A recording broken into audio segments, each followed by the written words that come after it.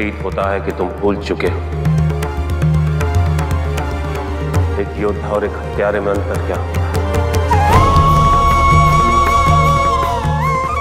एक योद्धा धर्म का विनाश कर धर्म की स्थापना हेतु युद्ध करता है, अपना रक्त बहाता है, किंतु तुमने अपनी अहम की पूर्ति हेतु इसका वध किया। आवेश में आके तुमने ये भी नहीं देखा कि अपने प्राण कब से त्याग चुका है।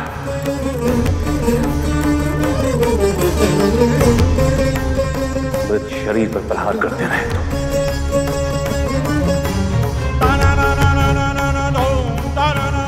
ऐसा व्यवहार किसी भी युद्ध के, किसी भी आचरण की नियमावली के विरुद्ध है।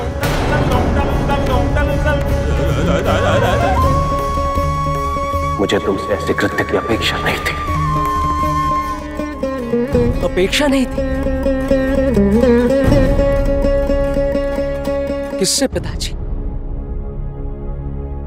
एक सेनापति से या एक शिवपुत्र से?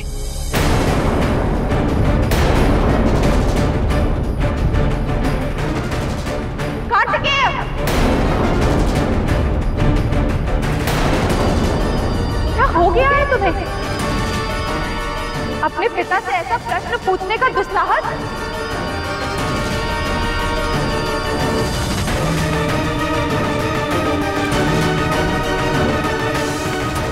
मैं ये नहीं जानता पिताजी कि नियमावली के अनुसार क्या उचित है और क्या नहीं।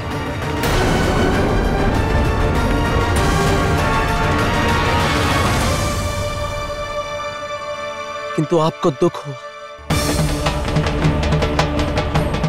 इसलिए आज से एक नियम मैं बना रहा हूं। यदि भविष्य में कभी भी ऐसी परिस्थिति उत्पन्न हो तो आपके आदेश के बिना मैं अपना शस्त्र नहीं उठा।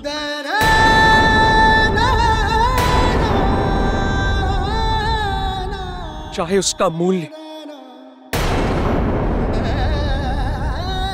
मुझे अपने प्राणों की आहुति देकर ही क्यों ना चुकाना पड़े।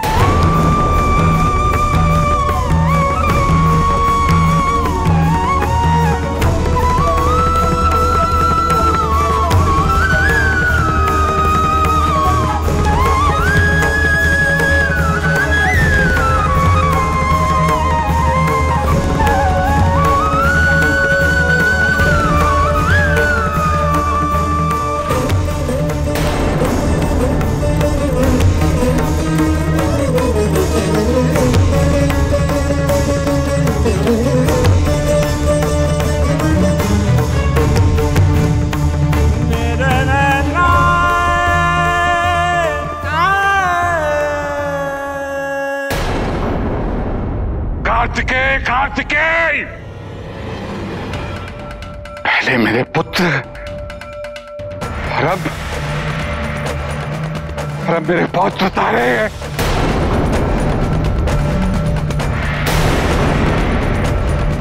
तुम तीनों यहां खड़े क्या कर रहे हो? जाओ जाके पूजा अर्चना करो अपने शिव पुत्र की, जिसने पहले तुम्हारे पिता फिर तुम्हारे भाई का रक्त बहाया है। क्रूरता से मारा है तुम्हारे भाई को उसने। हमारा युद्ध देवताओं के विरुद्ध था। अब हमने महादेव व उनके परिवार को चुनौती देना आरंभ कर दिया है। हम कैसे उनके पुत्र को मारने की योजना बना सकते हैं? आचार्य, ऐसे समय में आपको यहां सबका मनोबल बढ़ाना चाहिए, किंतु आप तो स्वयं असुर सेना के आत्मविश्वास पर घात कर रहे हैं। मैं यहां रणनीति पर ज्ञान अर्जित करने के लिए नहीं रुका हूं। मेरा केवल उद्देश्य है प्रतिशोध।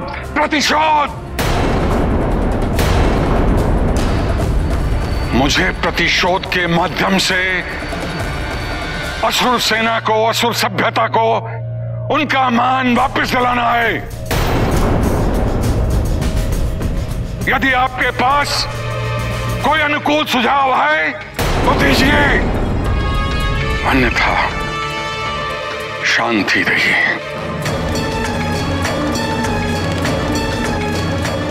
हम अपने कर्तव्यों से बंधे हुए हैं और उसी कर्तव्य की पूर्ति हेतु हम आपको सुझाव दे सकते हैं।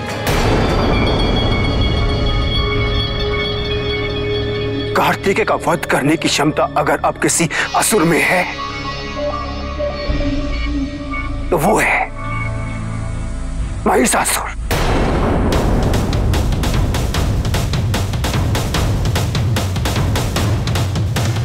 महिषासुर।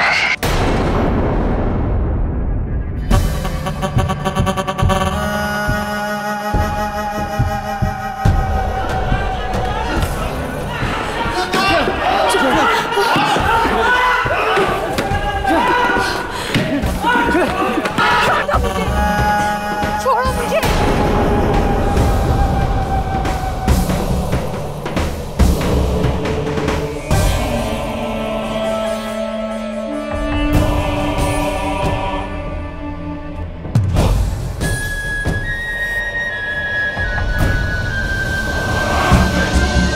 स्त्रियों पे अत्याचार करने वाले महिषासुर, देख देख, मुझे तुझसे भय नहीं लगता।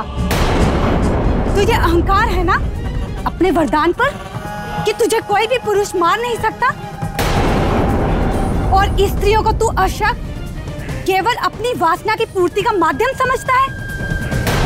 समय आने पर यही अहंकार तुझे अंधा कर देगा। जितनी स्त्रियों का जीवन तूने नष्ट किया है उन सब की वेदनाओं का श्राप मिलेगा तुझे। वीर योद्धा की भांति नहीं, अपितु एक कायर की तरह तेरी मृत्यु होगी।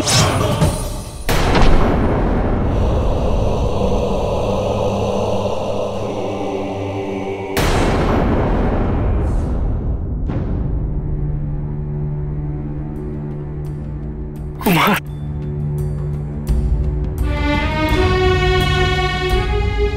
भूल हो गई मुझसे, मुझे क्षमा कर दीजिए। शिवपुत्र से यह अपेक्षित नहीं था कि उनके सबसे प्रिय भक्त नंदी को मैंने इस तरह सीमा बंद कर दिया। लीजिए, मैं आपको मुक्त करता।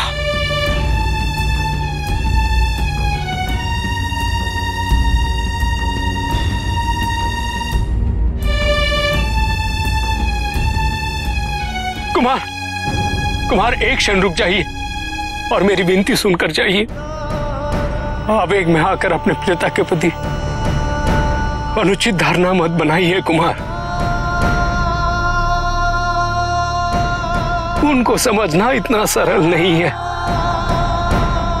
किंतु एक बार जब आप उनको समझ जाएंगे ना कुमार, तब आपको आभास होगा कि आप कितने सौभाग्यशाली हैं कि आप उनके पुत्र हैं।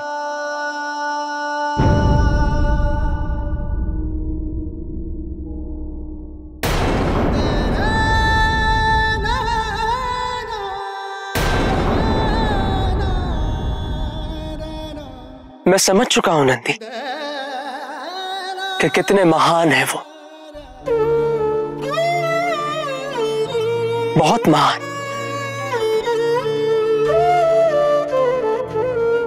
इतने महान कि एक असुर की मृत्यु का भी दुख है उन्हें, पर अपने पुत्र के जीवित बचने की कोई प्रसन्नता नहीं।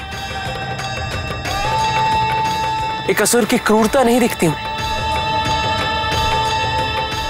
किंतु अपने ही पुत्र की तुलना एक हत्यारे से करने में एक क्षण के लिए भी संकोचित नहीं हुए वो।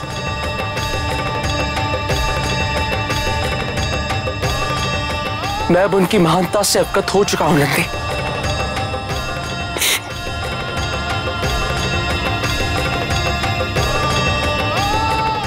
और अब आप भी कृपया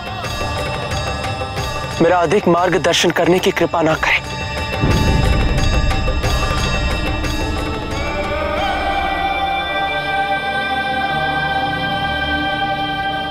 कुमार